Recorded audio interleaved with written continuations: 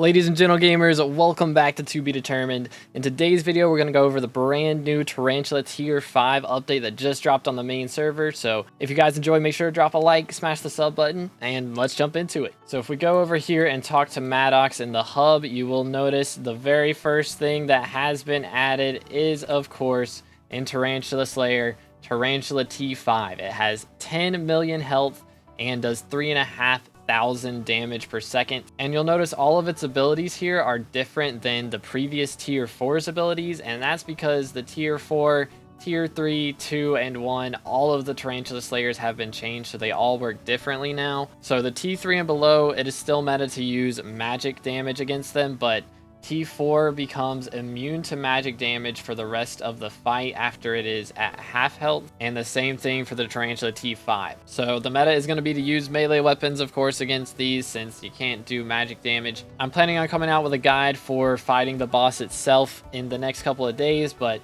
it's kind of difficult because I can't really do research myself for what the best armors are going to be at lower levels, but I will definitely make a guide on it. If we go over and look at the boss drops, there's a bunch of new boss drops in here as well. The first of which is the Tarantula Catalyst. So this is kind of an upgraded version of the Spider Catalyst, similar to the Undead and Revenant Catalyst in Rev Slayer, but you'll be able to use this thing to make a lot of different items. It's used in the recipes for the new weapons, the new upgrade to the Tarantula Talisman, and for the new Primordial armor, which is the upgrade of the Tarantula armor. There's also the Shriveled Wasp, which is used in a couple of crafts as well, the Ensnared Snail, which upgrades the Bane of Arthropod 6 enchant to Arthropod 7, and the Primordial Eye, which is the equivalent of the Warden Heart for the new Tarantula T5. If we go over and look at Slayer recipes, you'll notice there's a lot of new stuff in here. So first off, the recipe for the Recluse Fang has been made a little bit cheaper. It's not very expensive at all, and there's also a couple of new weapons, the first of which is the Tarantula Fang. It's an upgraded version of the Recluse Fang. You just need a Tarantula Catalyst and some Tarantula Silk to make it, and these weapons honestly aren't that great against actually killing the bosses, but they are still very good for spawning. They give a bunch of combat wisdom. Normally it's 45 combat wisdom. I have Habanero Tactics, so I get a little bit more than that. But at its base, this will be 45 combat wisdom against spiders, and Recluse Fang will be 30 combat wisdom against spiders, so they are still good for spawning in your bosses. They have also adjusted the Mosquito Bow to the Mosquito Short Bow, so it's a short bow now, which you will need in some of the higher level fights. There's also a new Mosquito Pet, which the legendary version I have right here. It makes Pest Vinyls more effective, it gives extra sugarcane fortune, and buffs the new Primordial Belt, which is the equivalent of the Warden Helmet for Rev Slayer. It uses that new Primordial Eye Drop. We'll talk about it in a minute. But yeah, this pet is honestly kind of confusing. A lot of its perks are for farming, and then it's got one perk that is for combat, slayers specifically. But it is a new pet, so it can help you get some extra pet score. However, it is very expensive to upgrade this thing all the way to legendary. Of course, you can still make the tier 1 right here. It's going to cost a super enchanted egg, a digested mosquito, and 7 fine amber gemstones to make the base one. But every time you upgrade it at cat, it's going to cost more digested mosquitoes. So to upgrade it from common to uncommon, it costs 1. To upgrade it to rare from uncommon, it's going to cost another 2. So that's already 4 total mosquitoes you need to get the rare. To get it to epic, it's another 4. So that means you need 8 mosquitoes to get it to epic.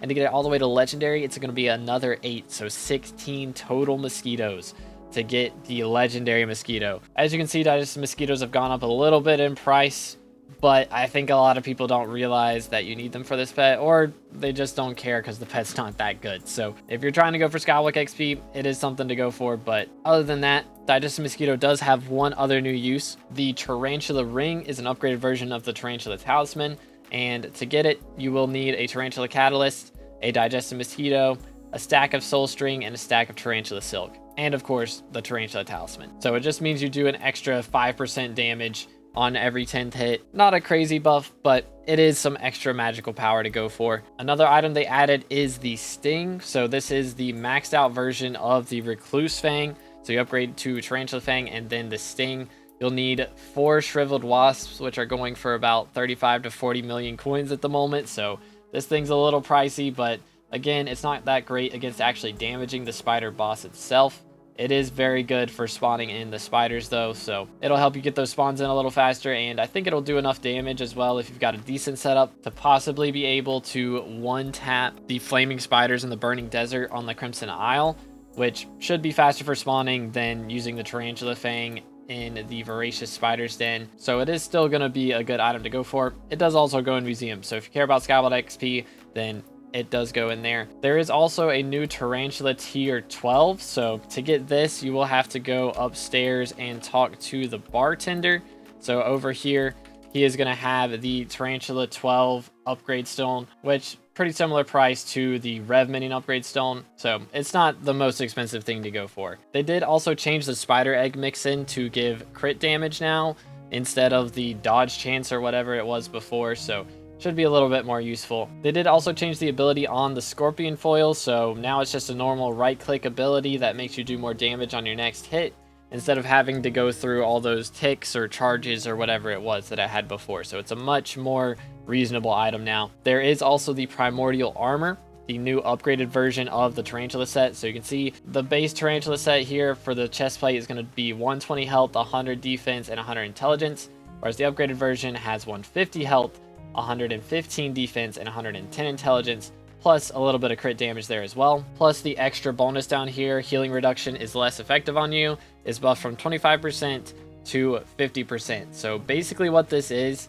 it's going to be very similar to the Final Destination armor with Enderman Slayer, where if you're just trying to get a little bit more tanky against Spider Slayer specifically, then this set will be good to go for to start off. But of course, sets like Necron and Crimson armor are going to be ideal. So I think even base Crimson armor is honestly going to be better than Necron just because of the swipe ability taking care of the bat. So if you're just starting out, if you have access to Crimson armor, that's probably going to be better to use than trying to go for this Primordial set. Although if you're still struggling with base Crimson armor, then maybe going for it is a good option. There's also the new Shriveled Bracelet, which also goes in museum, gives extra magic find and combat wisdom while in the Spider's Den. So help you spawn your boss a little faster and get some more drops. And finally, the big drop or the big craft for spiders is going to be the Primordial, which does require the Primordial Eye. Again, the Warden Heart drop equivalent for Spider Slayer, and a couple of other items in here that you're going to need as well. But the ability on this is Forced Metamorphosis. When killing a Slayer boss or Slayer mini boss, you have a 10% chance to cocoon them,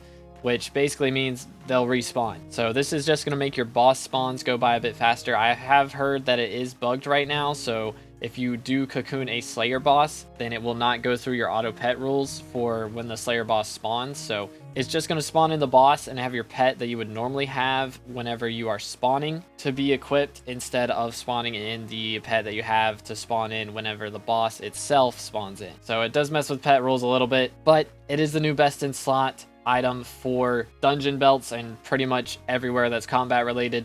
The stats on this are really strong, and it is starable and dungeonizable. So gonna be stronger than the adaptive belt for pretty much every class as well in dungeons. So new best in slot item to use, and unlike Warden Helmet, it's going to be useful pretty much everywhere. But the one other drop that I wanted to go over is the Vial of Venom right here, and there is another item in another Slayer that they added as well. But the Vial of Venom, consume it to get 1 permanent crit damage, and you do get 2 SkyBlock XP for eating these as well, and you can eat up to 5 of them, so 5 extra crit damage and 10 extra SkyBlock XP for eating 5 of these. And there's also the new Festering Maggot, which is a drop from the Revenant Slayer, and this one's going to give you defense. So it's the equivalent of the other one, but instead of getting crit damage, you get defense instead. So just a new drop to go for from Rev Slayer tier 5s as well. But you can also drop these from tier 4s, same thing for the vials. Now you may notice if you have a bunch of RNG meters saved up for Slayers, specifically for Tarantula, you won't be able to put it on any of the new drops that are only from tier 5 boss. So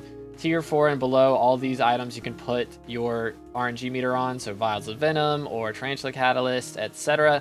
But Shriveled Wasps, Ensnared Snails, and Primordial Eyes, they are waiting to allow people to put on, just because the first couple days they want people to be able to grind these out, make some good money before the market gets flooded by the RNG meters that people have saved up. So if you're not really looking to actually play the update and you just want to buy all the new stuff, I recommend just waiting until the RNG meter is allowed to be used, because the market will 100% be flooded whenever that happens. In other news, they did add the /Kudra transfer command. So if you do this, you can change your Kudra armor type. So for example, if I wanted to swap this Crimson set into a Hollow set, then I could put the Crimson set here on the left and the Hollow set here on the right, or vice versa. I'm not sure exactly, but basically you'll be able to transfer one set into a different set of the same level. I believe you do lose like the enchants and that type of thing on there, but you will keep the rarity or the tier of the equipment. So if you have Infernal that you're trying to turn into a different type of Infernal set,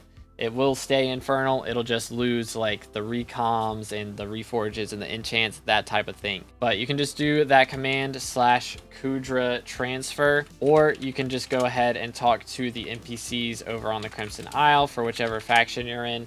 There's a blacksmith for each one. So if we go over to Barb over here, you should be able to use this NPC as well if you are mage faction, but just go over here and talk to Igor, and you'll be able to do the same thing with Kudra armor type transfers right here. There is also a slew of other changes to damage reduction. Apparently, when it came to damage reduction, some items were working in strange and mysterious ways. Notably, you could stack damage to get 100% damage immunity. So they've done a bunch of different changes to that. Specifically, pets were bugged before to give lower damage reduction than they should have. So if you have a pet that does damage reduction, the first one that comes to mind for me is the Enderman pet, then it should give even more damage reduction than it did before. So Enderman Pet is going to be very strong for getting into E-Manslayer early on. There were a bunch of other bug fixes that are in the patch notes. I'll have them linked in the description, but one thing that is not in the patch notes that I have heard got fixed is E-Man cheesable spots. So there was a spot up here where you could sit and